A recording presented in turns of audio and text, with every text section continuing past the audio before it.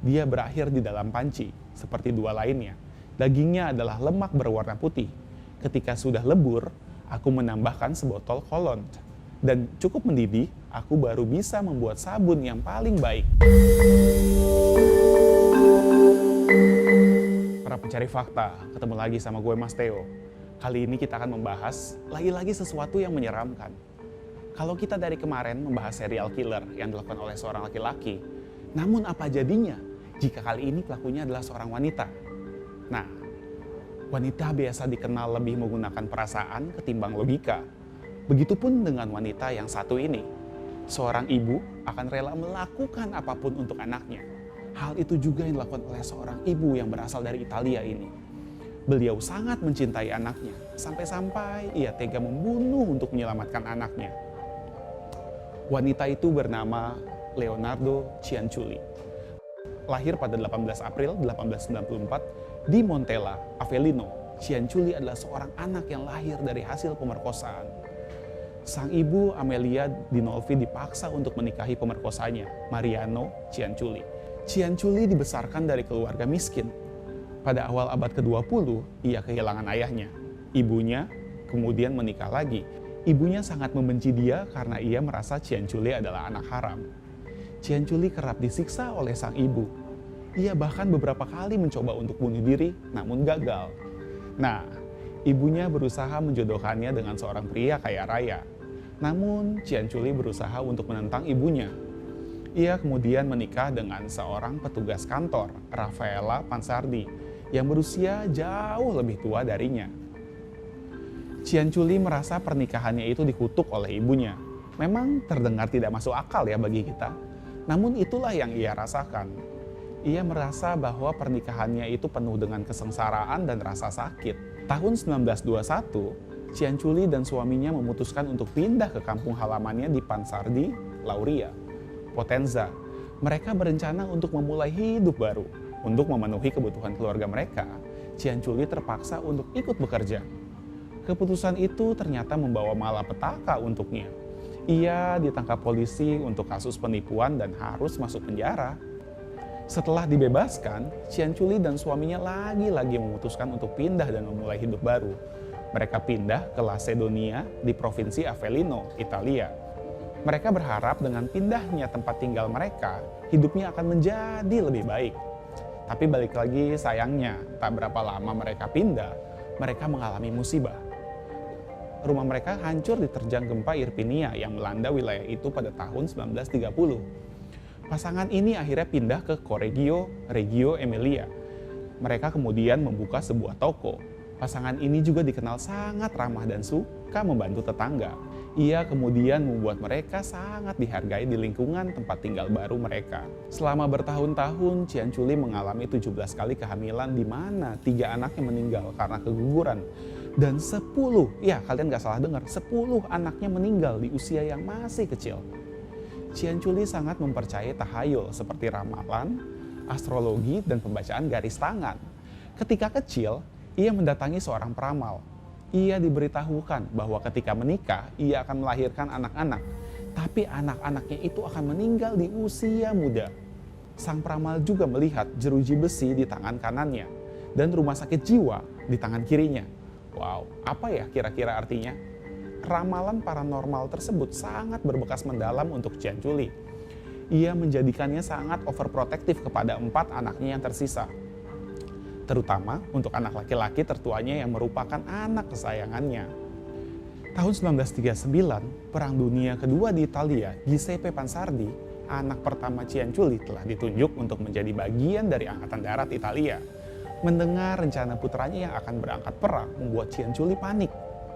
Khawatir dan tumbuhlah pikiran-pikiran negatif di kepalanya. Ia sangat ketakutan kalau putranya akan tewas dalam peperangan dan tak akan pernah kembali lagi.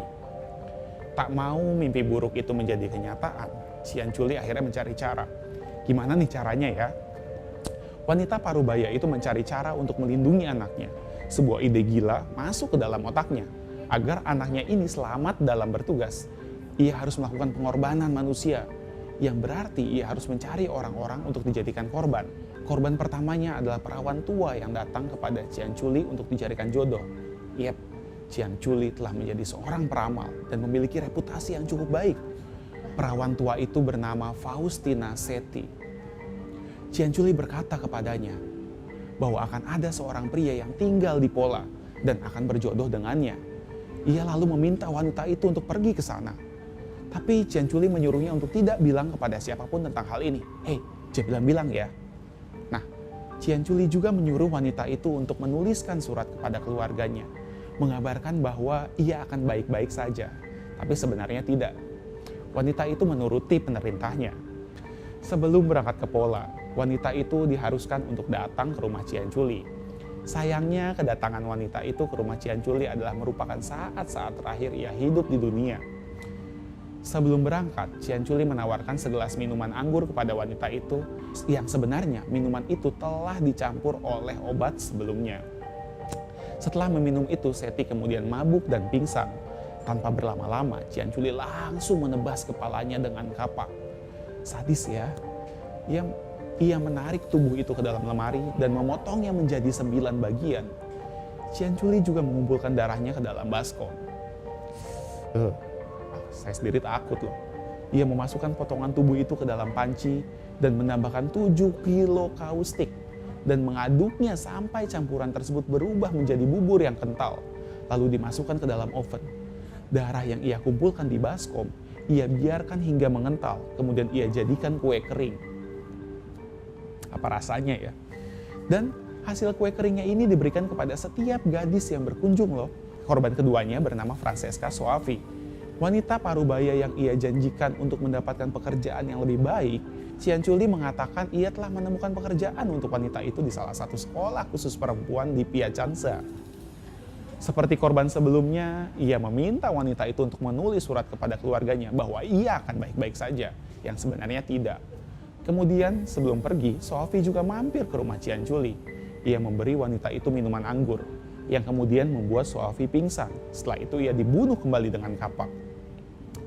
Awalnya pembunuhan yang dilakukan Cian Chuli sangat rapi. Namun kepada korban ketiganya, wanita itu melakukan kesalahan yang besar yang membuat kejahatannya terbongkar. Korban ketiganya yang sekaligus menjadi korban terakhir bernama Virginia Cacioppo. Seorang mantan penyanyi di La Scala, Cian Chuli mengatakan ia mencarikan wanita itu pekerjaan sebagai seorang sekretaris di Florence. Modusnya masih sama. Dengan ketua korban sebelumnya, Cacioppo diminta untuk mengirim surat ke keluarganya. Cacioppo juga diminta untuk tidak menceritakan hal ini kepada siapapun. Pada tanggal 30 September tahun 1940, ia mengunjungi rumah Cian Chuli.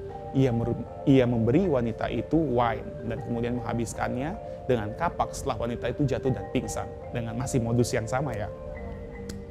Tidak seperti dua korban sebelumnya yang jasadnya dijadikan kue. Mayat Cacioppo dilelehkan untuk dijadikan sabun. Sayangnya Cacioppo ternyata memiliki saudara ipar yang menaruh curiga kepada Cian Chuli. Ia tidak percaya pada surat yang dikirim oleh Cacioppo. Apalagi saat Cacioppo terakhir kali terlihat mengunjungi rumah Cian Chuli. Saudara iparnya itu kemudian berusaha untuk menyelidiki Cian Chuli. Secara diam-diam ia masuk ke dalam rumah Cian Chuli. Ia sangat terkejut ketika menemukan bukti pembunuhan. Wanita itu kemudian terburu-buru melaporkannya kepada pihak berwajib. Cian Chuli kemudian diinvestigasi oleh pihak kepolisian. Awalnya wanita itu tidak mau mengakui semua perbuatannya. Hingga kemudian polisi mencurigai GCP dan menuduh anak kesayangan Cian Chuli itu adalah orang yang melakukan pembunuhan. Cian Chuli yang tidak terima anaknya dituduh bersalah, akhirnya mengakui semua kelakuannya. Ia menjelaskan kepada pihak kepolisian secara detail apa yang ia lakukan kepada korban-korbannya. Aku memasukkan potongan-potongan tubuh itu ke dalam panci, menambahkan 7 kilo soda api yang telah aku beli untuk membuat sabun, dan mengaduk campuran itu sampai potongannya larut menjadi bubur yang kental dan gelap. Lalu aku tuangkan ke dalam beberapa ember dan kubuang ke dalam septic tank terdekat. Adapun darah yang ada di baskom, aku menunggunya sampai mengental, mengeringkannya di oven, ditumbuk, dan dicampur dengan tepung, gula, coklat, susu, dan telur, serta sedikit margarin. Aduk semua bahan menjadi satu, aku membuat banyak kue renyah dan menyajikannya kepada para wanita yang datang berkunjung. Giuseppe dan aku juga memakannya, kata Cian Chuli ketika mengakui perbuatannya. Duh, merinding ya. Kemudian, Ia juga menjelaskan apa yang ia lakukan kepada korban yang terakhir, yaitu Caciopo. Dia berakhir di dalam panci, seperti dua lainnya. Dagingnya adalah lemak berwarna putih. Ketika sudah lebur, aku menambahkan sebotol kolon. Dan cukup mendidih, aku baru bisa membuat sabun yang paling baik. Aku memberikan sabun-sabun itu kepada tetangga dan kenalan. Kuenya juga enak. Wanita itu benar-benar manis. Kebayang gak sih kalau kalian jadi tetangganya yang ikut merasakan kue atau menggunakan sabun yang ia berikan? Kemudian dengan berita ini, mau muntah atau jijik tapi udah telat karena udah dimakan. Coba tulis reaksi kalian di kolom komentar di bawah ya. Pada tahun 1946, pengadilan menyatakan bahwa Cianciulli bersalah karena telah melakukan 3 pembunuhan dan dijatuhi hukuman 30 tahun.